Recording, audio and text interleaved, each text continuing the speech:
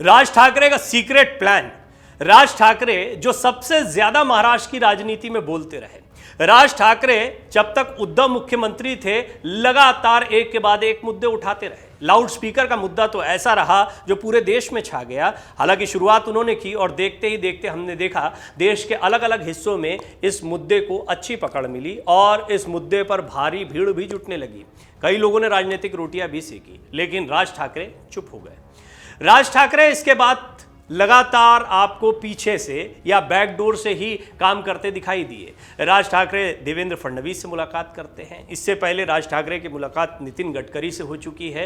राज ठाकरे के बेटे का भविष्य क्या होगा, इसको लेकर भी लगातार बातें होती रहीं, अटकलें लगती रहीं। कुल मिलाकर ये कहा जा सकता है कि इस वक्त महाराष्ट्र के सियासी संकट के बाद भी जो हालात बने हैं उसमें सबसे ज़्यादा एक्टिव राज ठाकरे हैं, लेकिन दिखाई बिल्कुल नहीं देते हैं। वो एक्टिव तो हैं लेकिन अपनी किसी एक्टिविटी को सामने नहीं रख रहे हैं। इस सीक्रेट प्लान के मायने क्या हैं? दरअसल अमर उजाला ने एक बड़ा पोल आपके सामने किया था और वो पोल जब हमने उसके नतीजे रखे तो वो बड़े चौंकाने वाले थे। ज़्यादातर लोग ये चाहते हैं कि राज ठाकरे शिवसेना की कमान को संभालें। खुद राज ठाकरे का राजनीतिक भविष्य शिवसेना में ही दिखाई पड़ता है। राज ठाकरे को बाला साहब ठाकरे से दूरियों के बाद, उद्धव ठाकरे को विरासत मिलने के बाद शिवसेना को छोड़ना पड़ा था और ये उनके लिए राजनीति का सबसे दुखद दौर रहा या सबसे संघर्षपूर्ण दौर रहा। इसके बावजूद उन्होंने अपना संगठन बनाया, अपने संगठन को खड़ा करने के प्रयास किए। महाराष्ट्र नवनिर्माण सेना को उतनी बड़ी कामयाबी नहीं मिली जितनी राज ठाकरे जैसे कद्दावर नेता से अपेक्षित थी। इसके बावजूद उन्होंने महाराष्ट्र नवनिर्माण सेना को खड़ा करने में कामयाबी हासिल की।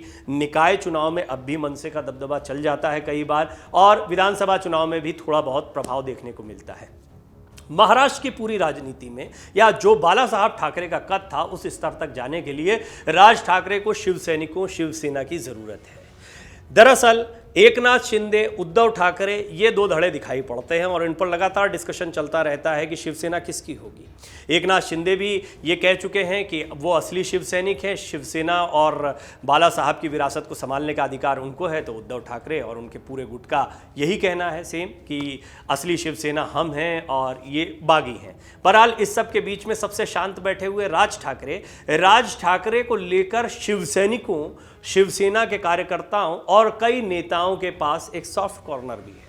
राज ठाकरे में वो सारी बातें देखने को मिलती हैं जो किसी समय पर बाला साहब ठाकरे में देखी जाती थी। राज ठाकरे ने बाला साहब ठाकरे की परिपाटी को, उनके बोलने चालने के अंदाज को, उनकी राजनीति को, इन सारी चीज़ों को अपने अंदर ढाला और उन्होंने अपनी राजनीति को भी बाला साहब ठाकरे के अंदाज में ही आगे बढ़ाया। लेकिन खुद बाला साहब ठाकरे नहीं चाहते थे कि राज ठाकरे कमान संभालें और हो ये भी सकता है कि राज ठाकरे की महत्वाकांक्षा तभी से रही हो कि यदि शिवसेना की कमान किसी को दी जाए तो उन्हें दी जाए। ऐसा हुआ नहीं।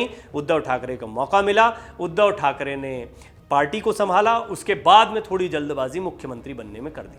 हमने एक रिपोर्ट आपको दिखाई कि किस तरह से उद्धव ठाकरे ने 5 बड़ी गलतियां की और इसमें शरद पवार और कांग्रेस से हाथ मिला लेना, जिसका हमेशा से बाला साहब ठाकरे विरोध करते रहे थे, एक ऐसी बड़ी गलती रही जो उनको सिर्फ सत्ता गंवाने की एक वजह नहीं दिखाई पड़ती है उनकी, बल्कि पार्टी पर जो पकड़ ढीली हुई है, एकनाथ शिंदे को जो मजबूती मिली उसकी भी सबसे बड़ी वजह यही है। और यही कारण था कि एकनाथ शिंदे ने बगावत की थी। उनके पास एक बड़ा ठोस ग्राउंड था और इसी वजह से बड़ी तादाद में विधायक और सांसदों की फूट भी कही जा रही है कि अब देखने को मिल रही है। ठाणे जैसी जगह पर एकनाथ शिंदे का अपना दबदबा है।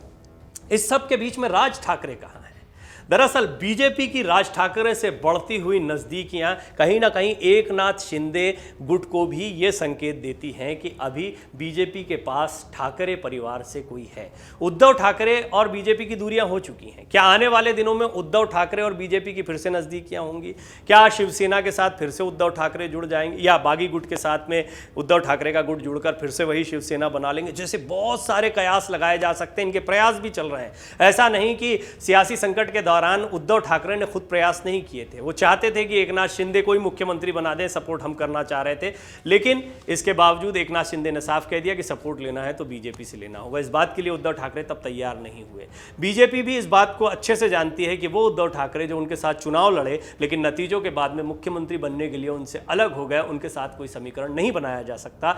और शिवसेना के बिना या किसी बड़े राजनीतिक दल के साथ कुछ समीकरण बनाए बिना चुनावी मैदान में भी नहीं उतरा जा सकता है। ये बड़ी वजह है कि बीजेपी राज ठाकरे को पूरी तरह से सपोर्ट कर रही है। और राज ठाकरे के सीक्रेट प्लान की बात करें तो बहुत मुमकिन है कि आने वाले दिनों में वो शिवसेना पर पकड़ मजबूत करते दिखाई दें, और इसका सबसे बड़ा तरीका ये है कि वो धीरे धीरे सरकार में शामिल हो, जिसकी एक कयास भी लगाए जा रहे थे। हालांकि राज ठाकरे इन सारी बातों से इनकार कर चुके हैं। राज ठाकरे के जहन में इस वक्त सरकार नहीं है। वो जो बड़ी गलती उद्धव ठाकरे कर चुके हैं, उस गलती से उलट या फिर उसे सुधारते हुए राज ठाकरे अपने कदम फूंक फूंक कर रख रहे हैं। उन्होंने लंबा इंतजार किया है और अब उनकी सोच ये है कि वो किस तरह से संगठन पर मजबूत पकड़ बनाएं, और इसके लिए बहुत ज़रूरी है कि धीरे धीरे रूठे हुए शिव सैनिकों को वो अपने साथ लाएं। ये एक तरीका है जिससे राज ठाकरे अपने आप को शिवसेना में स्थापित कर सकते हैं, या वो जगह जिस पर उनके समर्थक उन्हें देखना चाहते थे या वो खुद भी एक समय पर आना चाहते थे, वहाँ पर वो बैठ सकते हैं। हालांकि इसके लिए थोड़ा इंतज़ार करना पड़ेगा, लेकिन राज ठाकरे का सीक्रेट प्लान उनकी सीक्रेट मुलाकातों से या कई बार दिखती हुई तस्वीरों से भी समझ में आता है। जब वो देवेंद्र फडणवीस या बीजेपी के नज़दीक आते हैं, योगी आदित्यनाथ की तारीफ करते दिखाई देते हैं। एक समय पर मोदी सरकार के खिलाफ भी उन्होंने कहा, लेकिन अब वो बीजेपी के समर्थन में बहुत अच्छी बातें बोल रहे हैं। आने वाले दिनों में महाराष्ट्र में विधानसभा चुनाव भी होगा, हालांकि थोड़ा सा समय है, और इससे पहले राज ठाकरे अपनी ज़मीन को ज़रूर मजबूत करेंगे। और उनके सीक्रेट प्लान में सबसे अव्वल रहेगा कि कैसे वो शिवसेना के साथ में जुड़े या शिवसेना की कमान को संभाले। हालांकि एकनाथ शिंदे के लिए ये आसान नहीं रहने वाला है, और वो भी एड़ी चोटी का जोर लगाएंगे कि जिस तरह से उन्होंने अभी पकड़ बनाए रखी है, उस पकड़ को वो मजबूत रखें। इस सब के बीच में बीजेपी का ध्यान इस ओर होगा कि इन दोनों में से कौन सा गुट है जो शिव सैनिकों को, महाराष्ट्र की जनता को ज्यादा अपील कर रहा है। डाउनलोड करें अमर उजाला ऐप और पाएं खबरें लगातार। अगर आप ये वीडियो YouTube पर देख रहे हैं तो हमारे चैनल को सब्सक्राइब करें और बेल आइकन को दबाना ना भूलें। अगर आप Facebook पर ये वीडियो देख रहे हैं तो हमारे पेज को लाइक करें।